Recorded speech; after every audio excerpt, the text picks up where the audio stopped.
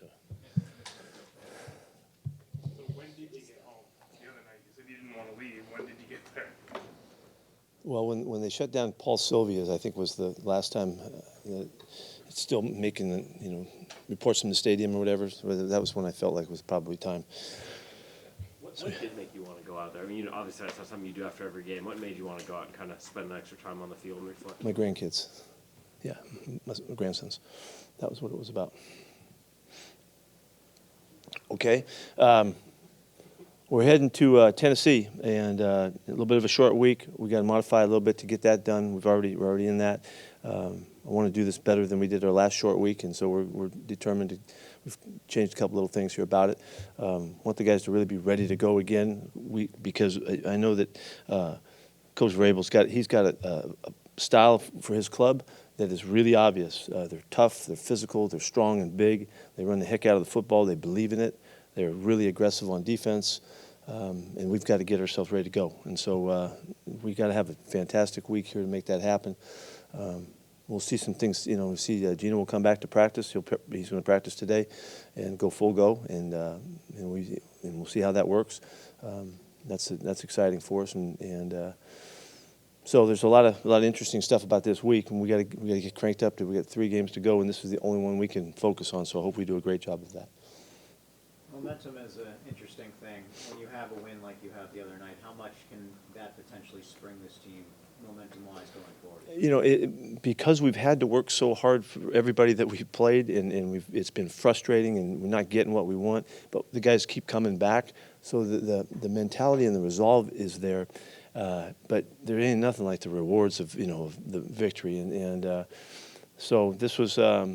It was. I hope we took it right, and we're gonna take the next step, not being drawn back into it. But yet it was reinforcing, and it was reinforcing because we finished so well, and that's what we're always.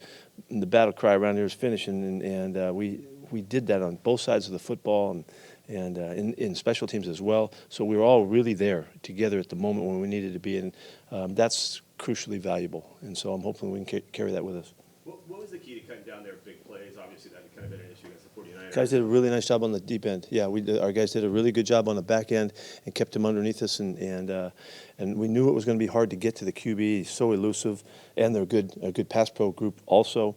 But we needed to keep them from striking. And that's what Julian's play was such a big play. Both of his big plays were in good shape, and Mike was on top on an opportunity too. So we did a really nice job when we had the chances, and I think we just minimized their ops by playing really well and discipline on the back end. You said after the game you hadn't got a good look yet at Jackson's touchdown catch. When you saw that slow down the finger. Yeah. Somebody put a clip together from I think the Rose Bowl or something like that. That was almost identical play and catch. Why I bring that up is because we've seen him make catches on the practice field and in games already that he can make those plays, and you really kind of count on him doing it. He's just that good at it. He's got amazing body control and all that. So even when he made the catch, to me, I didn't think it was like the greatest catch ever. I didn't know it was close, but because he's so comfortable in those situations, and so it was a fantastic play. The timing of it was holy mackerel. It was really close on the sideline there. We've seen all season long when either he or Devin Witherspoon makes a play, the other one's one of the first ones to celebrate it. Just what have you liked about the way those two coming in together as first-round picks have sort of formed? Yeah, they really have a cool relationship. They battle against each other in one-on-ones, when we get a chance, and it's a fierce competition, and they take a lot of pride in beating the other guy and all that. So that it's really healthy, and I think it's nice for both those guys to have kind of a partner in this deal as they're going through their first time around, and with all the notoriety and the pump and the hype and all that kind of stuff. I think they're very fortunate to have each other. How is Devin, and what's the plan with him in practice this week? We're going to take it one day at a time. We don't know yet. He's much better. He's moving around better, just getting around the building. But we don't know what's going to happen during the week with him. So we'll just have to take it one day at a time. Today's a walkthrough day for us. He won't be out there participating. He'll be with us, but he won't be in the movement stuff again. And we'll just see how it goes tomorrow. The walkthrough, is that part of what you talked about, adjusting the practice schedule? Yeah. What about Jamal Adams? What's the plan with him this week? He's still in recovery mode. I mean, he's been in recovery mode for, I don't know, months. And he just continues to do everything he can possibly do to try to get right and to get back. And we've just seen it, the rigors of the season. It's just been taxing and all. So we have to, I mean, every day is a day that we have to reevaluate and see if we can get him to the next day and all. I mean, this is, like I've said, he couldn't do more than he's done. He's been ferocious about the attack on this.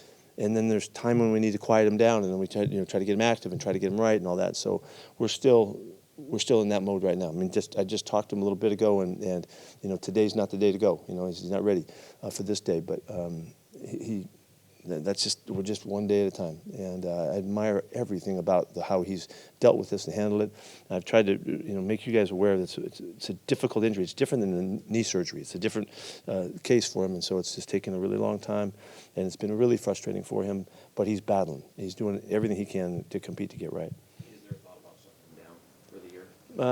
We kind of don't talk about that, but it's been something. It's been something that we have acknowledged. That's the decision. But he so far he's wanted to keep going and driving and see what he can make of it. I just support everything that where he's coming from in every way.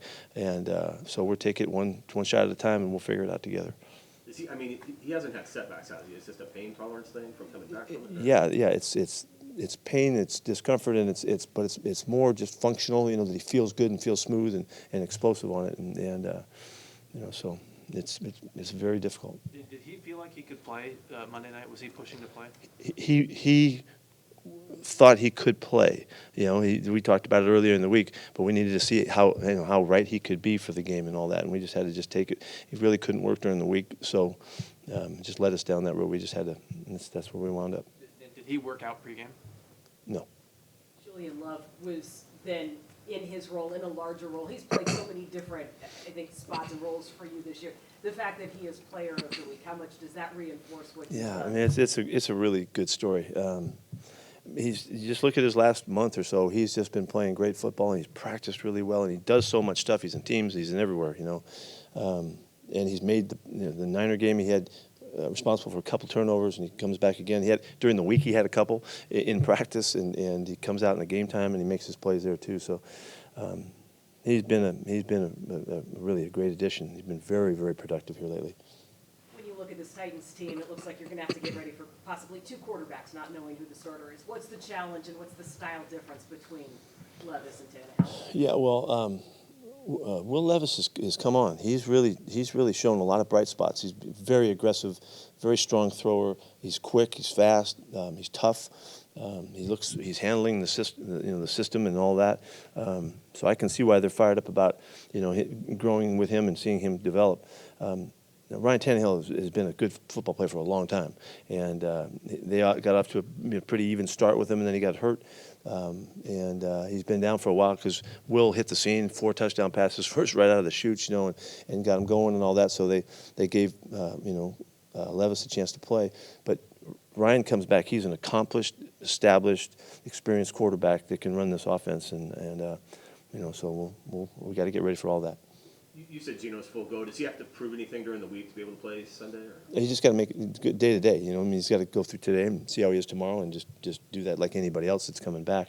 But we're real encouraged that he's going to be all right, and we won't overtax him, during the week either. But just the workload being mounted should give him the confidence, and the trainers and everybody supporting him that he's ready to roll. You had said last week that it was an open competition for that cornerback spot between Mike Jack and Tariq. Is that the case this week, or are you going with No, we'll see. We'll see. I didn't really expand on that last week, and I'm not going to now. Why was it so important for you guys to run the ball the way you did in the third quarter on Monday? Well, it's because we didn't get to do it in the first quarter like we wanted to. That's one part of it. We wanted to see where we were right off the bat, but we, like we've talked about, our drives got messed up, and we didn't get at it. Mike, you've watched this for a long time. The rhythm that you get when you can run the ball with success, that comes off of everything off of that, the passing game and the pass rush, the play actions and all that stuff that you can do. It just makes you as complete as a team as you can present to your opponent. So I love the attitude of it. I love seeing the big guys, getting fired up about the fact that we were able to do it and in that fashion against a really good club. Those guys were giving up 80 yards a game rushing or something like that, I think it just adds to the overall presentation of how we want to play. That was the first game Abe Lucas has played the full way for you guys since he got back. How'd you feel he made it through, how he is now from a health standpoint, being all the way back and all that? He's fine. Yeah, he's in full flow. He's ready. Go ahead. How did Reek respond to the open competition and then playing? He's battling. He was battling. Yeah, battling. Just like that's what it is. Competition is a marvelous factor, and really it's because guys deserve the chance. I mean, Trey Brown has played well too. The guys have all played well, and without Devin, it just opened up kind of an opportunity for guys. We just try to make the most of it.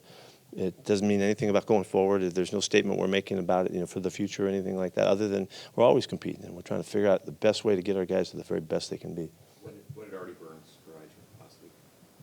Artie Burns, What- what did he provide for you guys last week? Yeah, thanks for asking about it. Artie played great. He played a really good football game. He made his hits.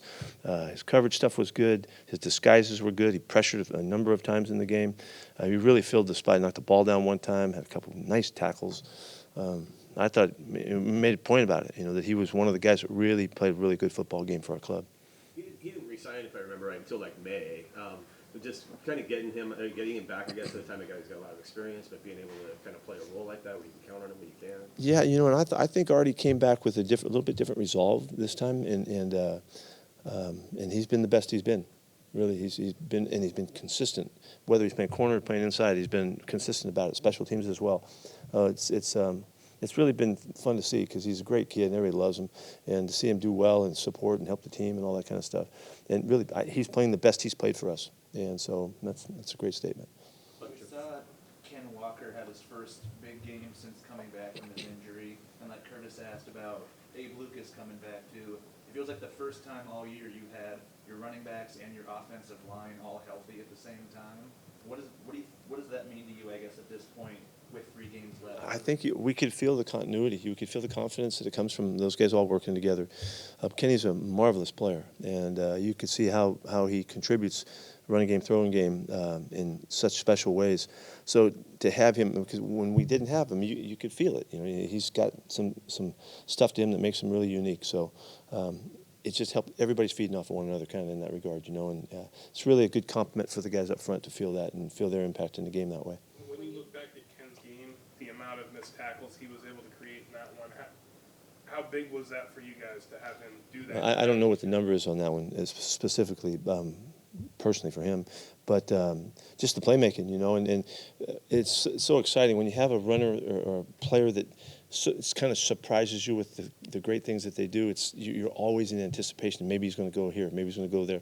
And when you play a guy like that, you defend accordingly. You're concerned every time there's space. You're worried that something could happen. And sometimes when he's in trouble, he gets out of trouble and makes things happen. So you're just never at ease about it. And it's a great factor when you have that on your side and you make the other guys have to feel that. So he definitely does that. When you look at this Titans defense, they are really good in the red zone. What is it that they do differently when you get inside the They're really tough. They're a tough group, and they play really physical at the line of scrimmage. When they have all their guys there, they're as good as anybody we play. And they're aggressive.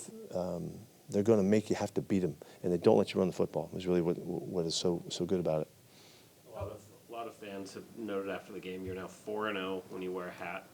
What do you make of that stat? And do you feel any pressure to wear one going forward? Really? I didn't know that. Well, we're going to have to take that into consideration. How big were DK's catches on that last drive? Oh, man, thanks for asking. I don't know that with all the things that were going on, that we talked about it clearly enough. What an incredible finish he had to that game. I mean, he just rocked the house, man. Every play, the route that he ran to get open, the low ball that he catches, the other phenomenal grab that he makes in traffic and hangs onto a football that nobody would think he could catch. beautiful play he makes on the deep ball. Guys all around him on a great throw and all that, but coming through. If you notice, he was really focused. He expedited the timing of the sequence as well. He had the ball in his hands, you know, for almost 60 yards of that drive, but he had to keep the rhythm of it going by getting the ball back to the official and doing the discipline things that we do. He did everything just impeccably. I just think he took the game over, is what it looked like, and thought it was a great thing to watch. When you visited Will Levis this spring, what'd you learn about him that you liked? Yeah, he's really smart, really bright kid, in command, confident, really impressive. He's a very impressive guy, and you know, we thought he was as good a prospect as anybody in the group there.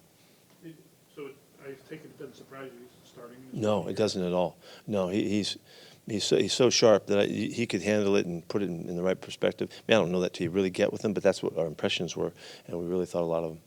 In the youth of your team, how do you get them or coach them to handle the success they had Monday night after the failures they had? Yeah, that's a good question, Greg.